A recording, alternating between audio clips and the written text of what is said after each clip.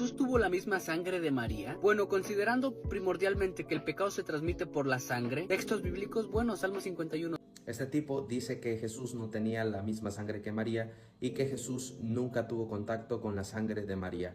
Este video está lleno de falacias tanto teológicas como científicas. Por eso muchos consideran que María fue concebida sin pecado original, pero esto no es así. Y esta pregunta, ¿verdad?, es muy buena, que no hubiera podido ser respondida antes de 1954-1955, cuando se descubrió el ADN, o el ácido desoxirribonucleico, por los doctores Watson y Crick.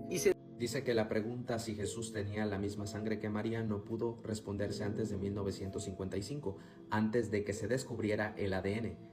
Porque para él ADN es igual a sangre y sangre es igual a ADN, pero no es lo mismo. De hecho, los doctores Watson y Crick aportaron bastante a la medicina para explicar los procesos fisiológicos y en algunos patológicos como el cáncer, en donde interactúan algunos genes. Descubre, ¿verdad?, esta vida microscópica dentro de nuestro organismo, como son los genes, los cromosomas, etcétera, etcétera. Es ahí. ¿Cuáles genes, cuáles cromosomas, cuál, etcétera, etcétera? Se supone que estás haciendo un video para explicar cuál, etcétera, etcétera. Ese es el problema de muchos que utilizan palabras claves como cromosoma, ADN y se la dan de sabios y realmente no explican nada. Pero déjate explico con manzanas qué es el ADN. Esto que ves acá es un esquema de una célula. Realmente no todas las células son así y todas las células tienen diferente morfología, pero dentro de las células tienen un núcleo y ahí se encuentra la información genética. Por eso el ADN es responsable de la transmisión y regulación de la información genética que se hereda de generación en generación. Ocurre síntesis de proteína y estos genes tienen capacidad de expresarse, tales como los genes de la homeocaja, homeobox, que permiten la organogénesis para que algunos órganos se puedan crear. Por eso es que un gen no es igual a la sangre y la sangre no es igual al gen.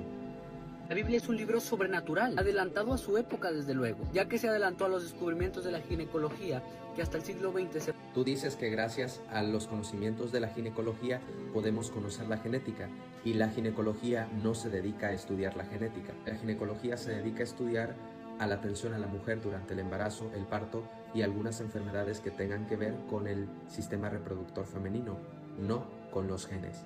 Para eso está la rama de la medicina que es la genética, no la ginecología.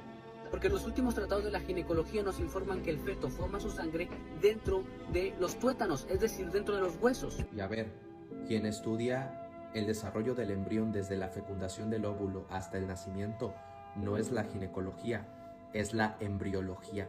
Claro, se ve que no se ponen a estudiar antes de hacer videos, pero por cierto te recomiendo Embriología Médica de Lachman. De los tuétanos, es decir, dentro de los huesos. Y cuando Cristo... Y a ver, si vas a hablar de un video científico, no se llama tuétano, se llama médula ósea, que está ubicada dentro del tejido esponjoso del hueso. No existe ningún contacto entre la sangre de la madre y la sangre del niño. Ambas sangres son completamente independientes. La médula ósea, los huesitos del feto, empiezan a crear sangre a partir del cuarto mes. Antes de ese cuarto mes, antes de que inicie la hematopoiesis en el bebé, a finales de la tercera semana y a inicios de la cuarta semana, empieza el sistema cardiovascular y por tanto inicia la circulación sanguínea. ¿Y de dónde viene esa sangre? Esa sangre que circula por su corazón viene de la placenta y la sangre que recibe el feto viene de la aorta, baja por las arterias umbilicales y entra a la placenta. El bebé tiene su propio sistema circulatorio y su propia sangre que se forma a través de la médula ósea. Y es bueno decir que se forma de manera independiente de la madre. Por lo tanto, la sangre de Jesús, el Hijo de Dios, no se contamina con la madre de su humanidad. Y aquí pueden ver el cordón umbilical y acá está la placenta. En la tercera semana ya hay irrigación sanguínea en el feto por parte de la madre, porque las células, como ya están diferenciadas, ya necesitan una urgente vascularización. El niño Jesús se nutrió de la placenta de la Santísima Virgen María, porque la placenta es este órgano temporal que se desarrolla en el útero mientras la mujer está embarazada. Pues la placenta se adapta a las necesidades del embrión y del feto, transporta oxígenos y otros nutrientes necesarios para el bebé. Se conecta al cordón umbilical y es la placenta la que funciona como un filtro para las hormonas, los nutrientes y algunas otras macromoléculas que sirven para el bebé. También se encarga del intercambio gaseoso, elimina el dióxido de carbono porque los pulmones todavía no están en funcionamiento. Por eso es que a partir de la 41 semana la placenta deja de funcionar. Y tú me dirás, pero es que la sangre se crea en la hematopoiesis, dentro de la médula ósea. Y yo te respondo, ¿de dónde se crea el tejido óseo y la médula ósea? Este es el disco embrionario y del ectodermo sale el sistema nervioso y la piel. Del mesodermo salen los músculos, el esqueleto y los riñones. Y de ahí se deriva la célula madre tutipotencial que le da clave, inicio a toda la hematopoiesis, a todas las células que vienen del tejido de los progenitores. Y Jesús, antes de nacer en María, no tenía carne.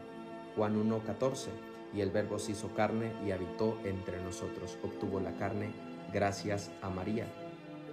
A esto se le llama unión hipostática. Si honras la sangre y carne de Cristo, al final del día es carne y sangre de María.